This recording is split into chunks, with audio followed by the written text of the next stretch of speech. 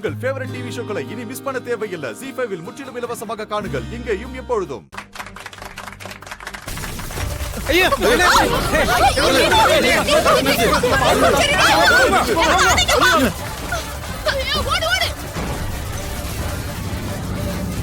இந்த பக்கம் ஐயோ அருளு ஐயோ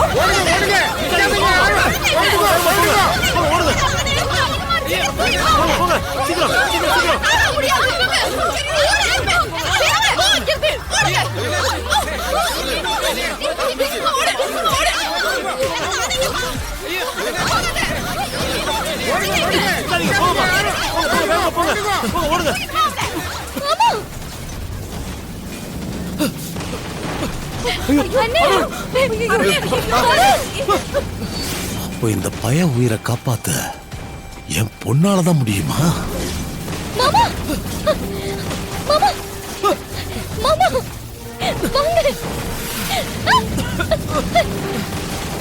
ஹேய்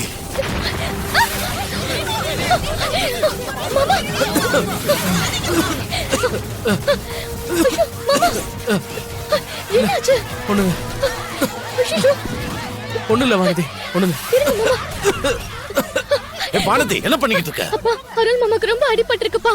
அவன் செத்தா சாகட்டும், நீ பேசாம இரு.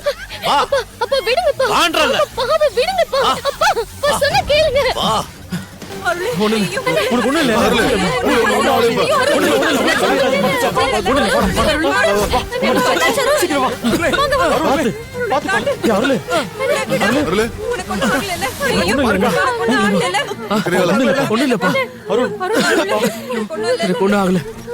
கரிகாலா, நீ இல்லனா அருள் உயிரை காப்பாத்திருக்கவே முடியாதுப்பா. ரொம்ப நன்றி கரிகாலா. என்ன சித்தப்பா நீங்க? வாங்க போலாம். சரி, முதல்ல இங்க இருந்து கிளம்பலாம். வாங்க சீக்கிரம் வா. நம்ம அருள் தீக்காயம் பட்டு படுத்து கிடக்குறான். இந்த நேரத்துல அவசரமா எங்க என்ன கூட்டிட்டு போறீங்க? நடக்கிறதெல்லாம் பார்த்ததுக்கு அப்புறம் எனக்கு ரொம்ப பயமா இருக்கு தம்பி. நாம அருள் உயிரோட விளையாட முடியாது. இந்த கல்யாணம் நடந்தா அருளோட உயிருக்கே ஆபத்துன்னு சொல்லி இந்த கல்யாணத்தை நிறுத்தவும் முடியாது. உங்க அண்ணன் கிட்ட இப்ப இத பத்தி சொல்ற சூழ்நிலையும் இல்ல தம்பி. அதனாலதான் உங்ககிட்ட நான் இந்த விஷயத்த சொன்னேன். அந்த சாமியார் கிட்ட போய் இதுக்கு பரிகாரம் ஏதாவது இருக்கான்னு கேட்டுட்டு வருவோம். அதுக்காக தான் தம்பி உங்களை கூட்டிட்டு போறேன். நீங்க அந்த சித்தரை எந்த கோவில்ல வச்சு பாத்தீங்களோ அந்த கோயிலுக்கு கூட்டிட்டு போங்க. சரி அண்ணி. அவர்கிட்ட மட்டும்தான் இதுக்கான தீர்வு கிடைக்கும். சரி அண்ணி. டாக்டர், அருளுக்கு எப்படி இருக்கு டாக்டர்?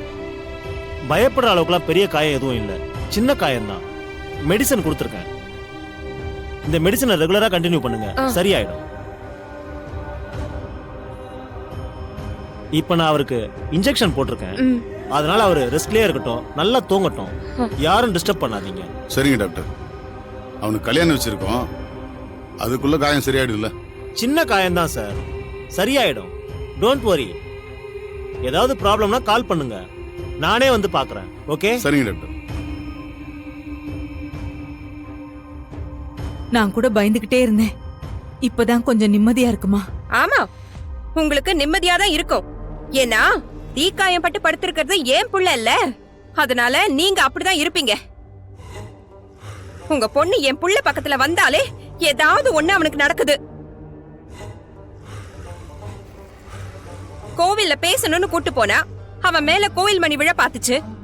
இப்ப நிச்சயத்துக்கு மண்டபத்துக்கு போனோம், என் புள்ள தீக்காயம் பட்டு உள்ள படுத்துக்கிட்டு இருக்கான். உங்க பொண்ணு சரியான தரித்திரம் புடிச்சவ. அண்ணி, இவ தரித்திரம் புடிச்சவன்னு சொன்னதுனாலதான் ஜோசியர் ஜாதகம் சரியில்லைன்னு சொல்லி பூசி மொழிகி பேசிட்டு போயிட்டாரு. அம்மாவுக்கு தோஷம் இருந்துச்சு, அப்பா அல்பாயுஸ்லே போயிட்டாரு. இப்ப அதே தோஷம் பொண்ணுக்கும் இருக்கு போல இருக்கு. இவ தலையில ஏன் பையனை கட்ட போறீங்களா? என்ன சித்தி இப்படி எல்லாம் பேசிட்டு இருக்கீங்க? மண்டபத்துல கரண்ட் வயர் அருந்து விழுந்து தீ பிடிச்சிருச்சு, அதனால அருளுக்கு அடிபட்டுருச்சு. அதுக்கு நந்தினியை நீங்க எப்படி காரணமா சொல்லுவீங்க? நீங்க தேவையில்லாம நந்தினியும் அத்தையும் இப்படி பேசி அவங்கள சங்கடப்படுத்திட்டு இருக்கீங்க. ஒருத்தங்க மனசு காயப்படுத்துறது எவ்வளவு பெரிய தப்பு தெரியுமா? ஆமாப்பா, இந்த குடும்பத்துல நான் பேசினாதான் தப்பு. எல்லா தப்பையும் என்னையவே சொல்லுங்க. நான் ஒண்ணு அவ மேல வேணும்னே பழி போடலையே. நடக்கிறது எல்லாத்தையும் பார்த்துட்டு தானே இருந்தீங்க. நான் அதை பார்த்துட்டு தானே சொன்னேன். நான் பெத்த புள்ள இப்படி அடிபட்டு கிடக்குறான். அத பார்த்துட்டு எனக்கு பதறாதா? அருள் அடிபட்டு இப்படி கிடக்கிறது எங்க எல்லாருக்குமே கஷ்டமா தான் இருக்கு. அதுக்கு ஏன் நந்தினியை காரணம் சொல்றீங்கன்னு தான் கேக்குறேன். இப்ப என் அக்கா என்ன தப்பா சொல்லிட்டா மாப்ள? ஒரு கல்யாணம் நடக்க போற இடத்துல அபசகுணமா ஏதாவது ஒண்ணு நடந்தா வாழ வந்தவள தான் ராசி இல்லாதவன்னு சொல்லுவாங்க. அவ ராசி கெட்டவ தான். அவளுக்கு ஏதோ தோஷம் இருக்கு. அதத்தானே எங்க அக்கா சொல்லுது. இதுல என்ன தப்பு இருக்கு? மாமா, நீங்க எதை மனசுல வச்சுட்டு இப்படி எல்லாம் பேசுறீங்கன்னு எனக்கு நல்லா தெரியும். உங்க மனசுல இருக்கிற கோவத்தை காட்டுறதுக்கான நேரம் இது கிடையாது. அண்ணே, என்னன்னே சொல்றீங்க? அந்த அருள் பையனை காப்பாத்தின பொண்ணு உங்க பொண்ணு வானதியா? டேய், அது என் பொண்ணா இருப்பான்னு நான் எதிர்பார்க்கவே இல்லடா.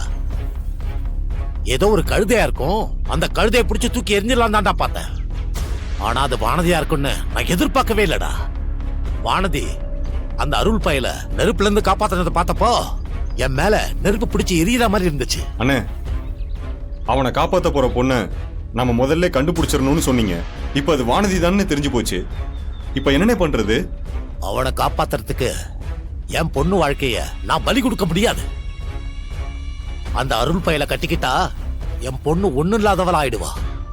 அதனால என்ன நடந்தாலும் சரி, நான் நினைச்சபடி என் பொண்ணு கரிகாலனத்தான் கட்டி ஆகணும். அதனால அவன் செத்தா சாகட்டும். அத பத்தி எனக்கு ஒரு கவலையும் கிடையாது. அண்ணே, நான் சொல்றேன்னு தப்பா எடுத்துக்காதீங்க. நீங்க நினைக்கிறதெல்லாம் சரிதான். ஆனா நீங்க இந்த விஷயத்துல ரொம்பவும் தடாலடியா முடிவெடுத்தா அது தப்பா தானே போகும். டேய், ஏன்டா அப்படி சொல்ற? அண்ணே, வானதி தான் அந்த பொண்ணுனா இப்ப வானதி நம்ம பக்கம் இருக்கணும். நீங்க வானதி கிட்ட கோவப்பட்டா வேலைக்கே ஆகாது. வானதி உங்க பேச்ச கேட்கிற மாதிரி நீங்க இப்ப வச்சுக்கணும். ஆமாண்டா, நீ சொல்றதும் சரிதான். அந்த பொண்ணு வானதின்னு தெரிஞ்சதும் நான் அவகிட்ட கொஞ்சம் கோவமா தான் நடந்துக்கிட்டேன். நான் இப்ப உடனே போய் அவளை எப்படியாவது சமாதானப்படுத்துறேன். நீ சொன்ன மாதிரி அவ நம்ம பக்கம் தான் இருக்கணும். அண்ணே, உங்க பொண்ணுக்கு பிடிச்ச மாதிரி எதையாவது வாங்கிட்டு போங்கண்ணே. சரி, நான் வரேன்.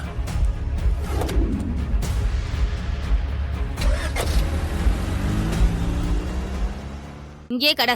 அம்மா ப்ளீஸ்மா, ஏமா இப்படி பண்ற? இல்ல இல்ல, உள்ள வச்சு பூட்டி வச்சாதான் நீ சரிப்பட்டு வருவ. நான் வெளியில போயிட்டு வர வரைக்கும் நீ இங்கே இரு. அம்மா அம்மா, ஏமா இப்படி பண்ற? அம்மா கதவை தரமா. அம்மா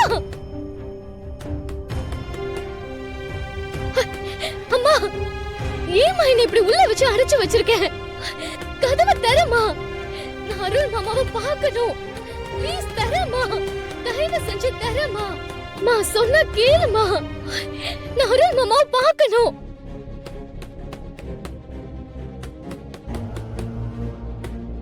ஏய் சத்யா, அவ இப்படிதான் கத்திக்கிட்டே இருப்பா. நீ எதுவும் கண்டுக்காத. அவ சொல்றான்னு கதவையும் திறந்து விட்டுறாத, புரியுதா? ஜீ5 ஆப்பை டவுன்லோட் செய்து அனைத்து எபிசோடுகளையும் இலவசமாக பாருங்க.